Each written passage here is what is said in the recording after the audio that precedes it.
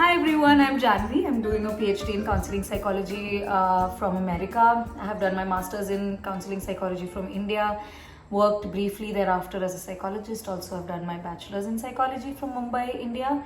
So, this is my time to look at a lot of your emails. Almost Fridays, Saturdays, Sundays when I get all of that time. So I'm very happy that students are sending me emails, especially asking questions about education and psychology. I want to say that I have limitations. I'm not, I can't spend a lot of time, but I try to spend as much as I can, or at least to share the information that I know. Because a lot of things I myself did not know until I actually did it.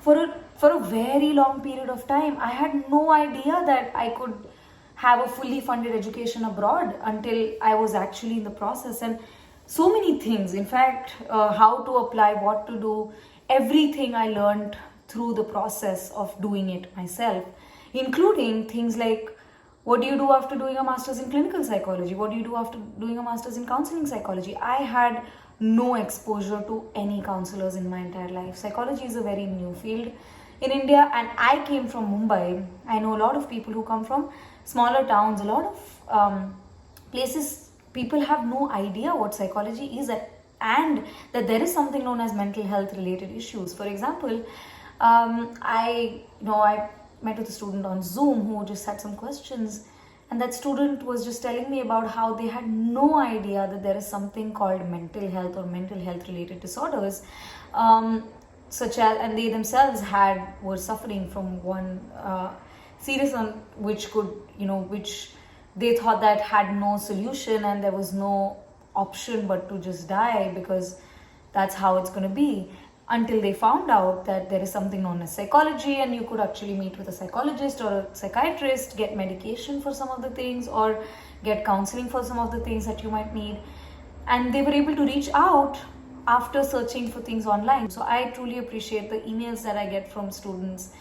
And now that I've made a new email, which is studentsconnectwithme@gmail.com, because here, like in the US, it's a very organized system. You can send emails to people from the university and you actually hear back from them. You get answers from them, which is not the case in most of the places in India, is where I just hear from students saying that I sent emails, I called, but there are other issues in India because of lack of staff. There is no specially dedicated staff like they have here for students to answer some questions and things like that. So there are a lot of students struggling because they don't know anybody around them in psychology, or a psychologist, or even in academics or pursuing further education. And I appreciate you all looking at content online and trying to reach out, and I'm very happy to try to do as much as I can. And again, as I said, I have limitations. I can't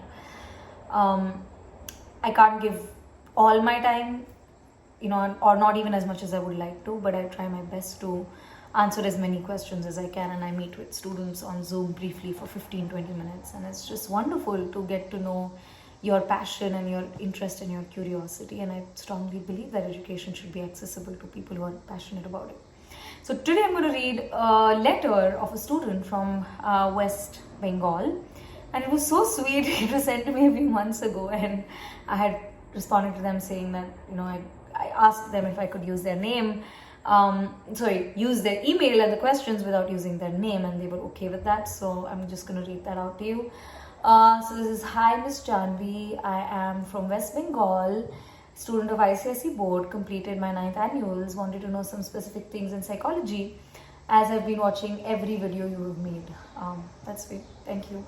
So my mom and dad thinks like humanities is just for weak students who aren't good in studies, so they have no choice than to opt for arts or humanities, which is a belief of most people. In fact, can you believe I've come here to America, I'm doing a PhD, even now when I meet students from India or South Asia, and most of them are doing a PhD in like either the science, not most of them, I should say, actually all of them are doing a PhD in the sciences. And then they ask me, what are you doing? And I'm like, I'm doing counseling psychology. Oh, counseling psychology, that is a scam. And I'm like, what? So unfortunately, even the very educated people have strong assumptions about arts, humanities, and again they think like, oh my god, how did you even get admission in a university abroad for PhD, which is funded and things like that. I mean, so I can hear that concern. It's so common. Even here, you will find people say the same thing. So you're not alone. I wanted to say that. Yeah, I faced a lot of that too. I just wanted to clear them out that choosing humanities as my stream and pursuing a career through it can be achieved. It's not just for the weak ones, okay? And you're thinking of studying psychology and you want to be a counselor in the future. So the questions are, what subjects should you take besides psychology as your main? I have made a video on BA in psychology and especially my experiences as a student and how it is. So I would encourage you to watch that and see what are the other subjects that interest you to help you develop your own path. Yep, the other question is, can I work in a hospital as a non-clinical counselor? The answer would be, well, it depends. I like the civil hospital in Ahmedabad is amazing. I have personally been there, but I have been there with someone I knew and I saw how the treatment was. So psychiatrists, psychologists, they work together as a team. And but in most cases, yeah, in India, most of the times in the hospitals, you'll see psychiatrists working with clinical psychologists as they, in India, they are the ones who do more of assessments and help with diagnosis and other things. And including, they also do some counseling. So, but yeah, there are teams. So people can work at the hospital, you know, maybe if there's a private hospital which wants to offer counseling services along with, like I'm doing a PhD in counseling psychology here and I do have the option to also work at a hospital. So yeah, you have to, I mean, it depends, and it depends on the hospital and the location, but you definitely can do that. At least I have seen that in a few places. Which degrees do I need to get the title of doctor before my name? You need a PhD for getting doctor. With no masters, can you get a doctor? Not even a master's in clinical psychology. Yeah, if you're confused between psychologist and psychiatrist, yet psychiatrists with MD get doctor before their names. So if you want to be a psychiatrist, then definitely with MD also you get a doctor. But if you want to be a psychologist, then to be a doctor, you need to be a PhD. What would be my salary as a beginner? Depends. I have made a whole video on salaries of counseling psychologists from personal experiences, people I know, also from what's the data. But yeah, I mean, it starts from I think 30,000 for a full time in general. There's also, I'm talking more about Mumbai, Delhi and those places. Okay.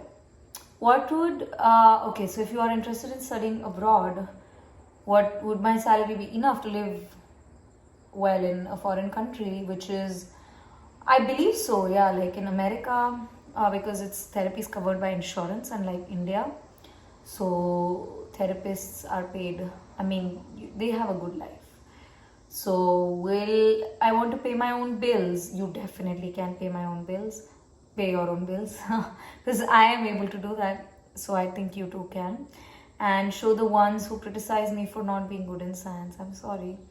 Yeah, I think it's just sad, you know, our country still strongly believes that anybody, like I remember being in the top 1% in HSC Maharashtra board in my 12th standard, but I chose to do arts for my BA. I did a BA, and I had a relative who got like less than 55% or something, approximately like that. But that person chose to do science, and every time I would be told that, oh my god, she's the dumb one, this one is the smart one. So that happens in our country, and I'm sorry that is your experience too.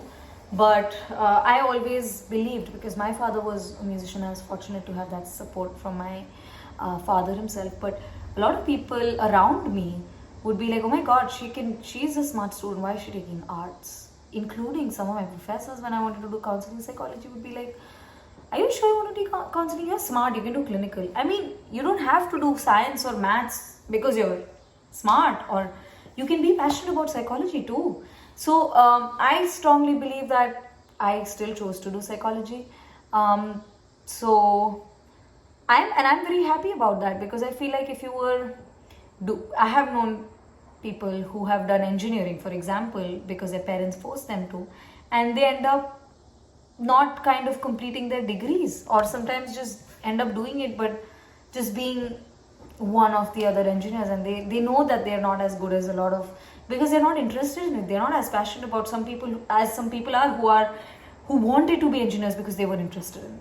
So in the same way, I felt like if I would have been an engineer, for example, I would have been probably a bad engineer, but because I was so passionate about psychology, I chose to do psychology, and I think that's where my heart lies, and I'm at least able to give my best in the field. So, and at least I love my job every day. I look forward to going it, even if I have to be in psychology. I look forward to getting up, meeting clients, going and attending classes.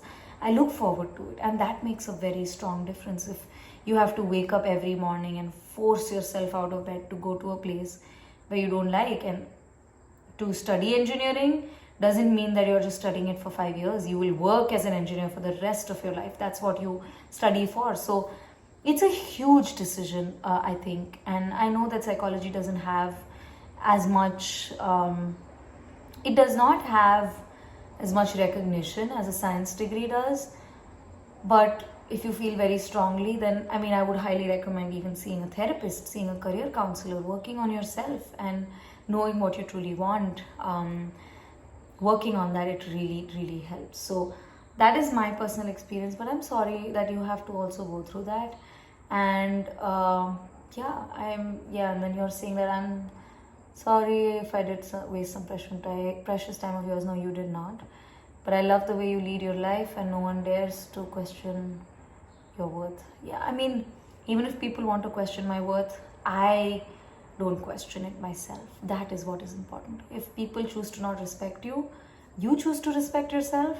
You choose to listen to yourself. If there are people I've known people who speak about how even if they've had like a traumatic experience in the past, people choose to not believe, or like just suppress it. Oh, you were abused. Okay, don't talk about it. Don't let anyone know in the family, or like, oh yeah, people don't believe them. That's very hurtful. In the same way, questioning your worth, if people are doing that, I would say that as a student, a lot of people automatically assume that I was not good enough because I was doing arts.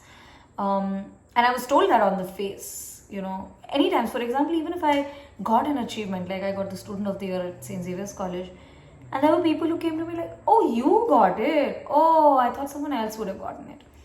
Or this person would have gotten it. And you're like, why? Oh, they're doing this subject and you're doing this. So things like that, people will constantly keep questioning that. But I believe that if you believe in yourself, I think that's what matters. So thank you for that. And just spilling facts that you're really the best example for students who get criticized for studying with humanities in India, at least. That is really kind of you, and those words mean so much to me. Thank you so much. And I hope this video helps. I wish you all the best with whatever you want to do, and all the students who are watching this video. If your passion is something, and if you're constantly made to feel that you're worthless, it's a very, very difficult emotion to be in. I would definitely encourage you to seek therapy. I know that a lot of people don't have the privilege of therapy in India, not even in America though, but in India especially, because insurance and things like that don't cover it. And in so many places across India, there is no access to therapists. We are far away from getting there. So I'm happy that you're reaching out, and you're not alone. I'm sure a lot of other students are going through similar things. I was one of them. But know that I support you, and I'm sure that there might be other people who would support you, and you can support yourself too.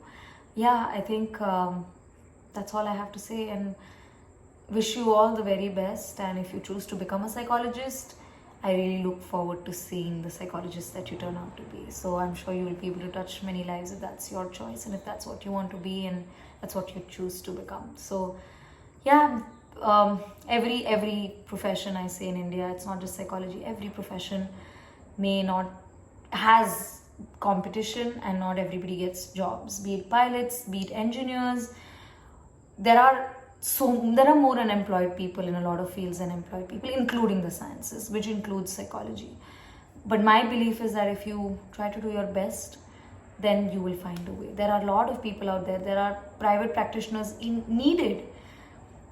People who are good, they have huge wait lists, and they're unable to manage so many clients. So I strongly believe that there are people needed. I strongly believe, and as a current PhD student, I have been a student in India, and I had no idea how much the need was until I actually went out and got into the job market. But there was a need, and yet a lot of people were still unemployed because that lack of confidence, that lack of belief, that lack of training. I'm going to make a special video on that. So it's rare, it's hard to find people who believe in themselves and want to continue to practice psychology counseling in India, and who are genuinely passionate about it. Companies are looking for them. Private practice, there are clients who would want to see therapists like that. It's just, it needs more organization, but definitely if you're passionate about it, I would encourage you personally to go for it. And I would, just like I can just talk about my personal experiences as a student, and this doesn't mean that it guarantees you a job, but at least I would say that listen to your heart, listen to yourself, and seek therapy, seek guidance, speak about it, to make sure that you're choosing what you want to do rather than what others expect out of you, or what you think is right. Because maybe if you just end up doing engineering, which is not your choice, you might be one of those people who are not employed as engineers too, and then you won't even be happy for not getting to do what you wanted. So I hope that makes sense, and take care. Thank you for your email.